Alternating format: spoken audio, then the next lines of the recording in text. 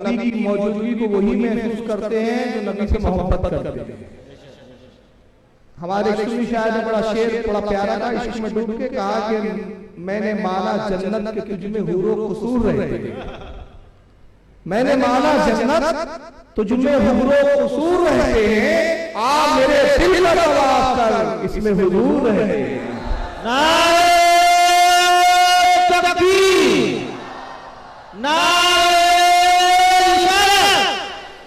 बहुत ये आशिकों को दिखते हैं, इसलिए मुफ्ती आज़म भी जैसे आशिक ने कहा था कि सरकार के जलवों से रोशन है दिले नूरी, ताहश्र रहे रोशन नूरी का ये काशाना। बहुत ये तो जैसे गवार जाहिल बदबख्ती लोग थोड़ी ना भी दिखते हैं, उसके लिए ईमान की आंखें चाहिए। मगर कहता मैं जाऊंगा। अच्छा, इससे मैं इसके जहानाना अंदाज में भी जवाब पूछता हूं, अल्लाह जिंदा है या नहीं? कुरान में अल्लाह को कहता है हय्यू हूं मैं और कय्यूम हूं, मैं हमेशा से जिंदा और हमेशा रहूंगा। अल्लाह जिंदा है, कहां है? दिखता नहीं, बताता है मिला। फरिश्ते हैं, फरिश्ते जिंदा है, दिखते हैं। जर्जिस के कंधे पकड़ के लाओ, कुरान कातिब भी नहीं दिख रहे, बोला तेरे कंधे। मगर अकीदा अब कहते कुछ भी कहो तुम, चाहे पर्दा करके बोलो या मिसाल फरमा के बोलो, अदब मत बोलो, लेकिन तुम ये साबित नहीं कर सकते कि नबी जिंदा मर गए। यानी हकीकत ये है कहने का उसका मतलब कि मर गए ही बोलो, आप अदब में मत बोलो। तो मैं कहता हूँ ठीक है, तेरी लबो लहजे में मैं जवाब दे रहा हूँ। कुरान ने इंसान को कहा इंसान एक गंदा लुत्फा है। क्या कहा? अब तुम इंसान बोलो, मनुष्य बोलो, हुमैन बोलो, बहुत अच्छा आदमी बोलो, शख्स बोलो, हजरत बोलो, मौलाना बोलो, कुरान के मुताबिक गंदा रुतबा है। हकीकत तो गंदा रुतबा होना है। अब जर्जी जब अपने जलसों में स्टेज पे आए तो अहले हदीस हज़रात ने ऐलान करना चाहिए गंदा रुतबा तशरीफ ला रहा है। अभी गंदे रुतबे की तकरीर होगी और कोई बोले गंदा रुतबा, इंसान बोलो, मौलाना बोलो, है तो हकीकत ये है कि वो गंदा रुतबा ही है। अदब से मत बोलो।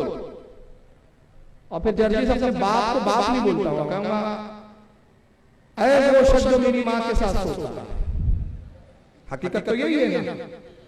या फिर जर्जी यूं पुकार मुखातिब को कहूंगा है मेरी माँ के कसम। कोई कहेगा बे क्या मतलब है? कहेगा बाप बोलो, फादर बोलो, डैडी बोलो, डैड बोलो, कुछ भी बोलो, है तो ये मेरी माँ का कसम ही है। कसम आज पहले लगा, बेटा बाद में मैं पैदा हुआ, बाप तो बाद में बना, पहले तो कसम था मेरी माँ का।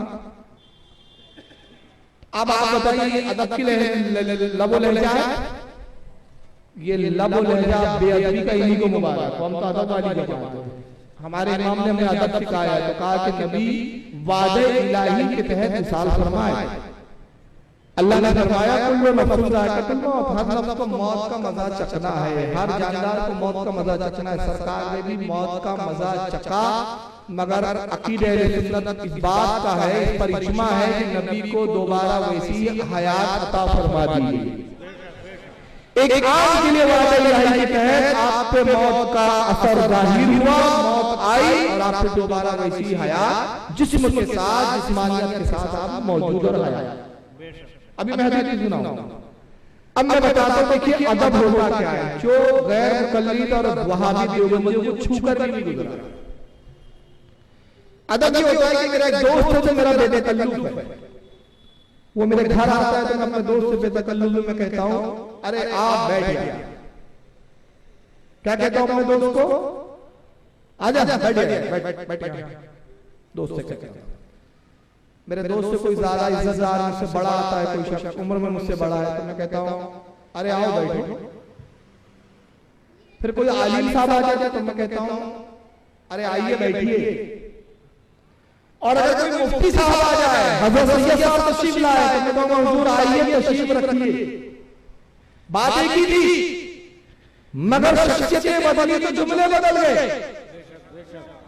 अदब तक आजाद है कि जैसी शख्सियत को हमने कहा वैसे लफ्जों का इस्तेमाल किया। और अगर बिलफर्ज मैं मिसाल दे रहा हूं, माअज़ल्लाह अगर सैयद साहब तशरीफ ला मैं कहूं ए सैयद साहब आप बैठ, तो हर शख्स बोलेगा बदतमीज आदमी। इंतहाई गिरा हुआ आदमी, कुछ तमीज ही नहीं कि कैसी बात की जाती है। मैं तो कहूंगा भाई बैठ जाओ, बोलो तशरीफ रखो, बोलो बात तो एक ही है। कहेंगे भाई बात एक है मगर शख्सियतों को देखकर जुमले इस्तेमाल किए जाते हैं। अगर आम आदमी का इंतकाल होता है तो कहते मर गया, इंतकाल हो गया, मगर नबी के लिए जब इंतकाल की बात होती तो कहते सरकार पर्दा फरमा के विशाल फरमा के, मगर ये जाहिर इबादत नहीं मिला। और नतीजा क्या हुआ कि नबी को मुर्दा साबित करने के लिए एड़ी चोटी का जोर लगा रहे हैं ये लोग, क्योंकि इनके अकीदे मुर्दे हैं। क्योंकि आला ने बता दिया हमें, तू जिंदा है वल्लाह, तू जिंदा है वल्लाह, मेरे चश्मे आलम में छुप जाने वाले। अब नतीजा ये है कि जाहिल नबी को मुर्दा साबित करने के लिए एड़ी चोटी का जोर लगा रहे हैं। हाल ये है कि उन नबियों को भी मुर्दा कह दिया जिनकी जिंदगी की बात कुरान में बयान करता है। आइए कौन से नबी की बात हो रही है, जरा खुद ही सुने और जरा देखें आप कितनी दानिश से पकड़ते हैं जुमला।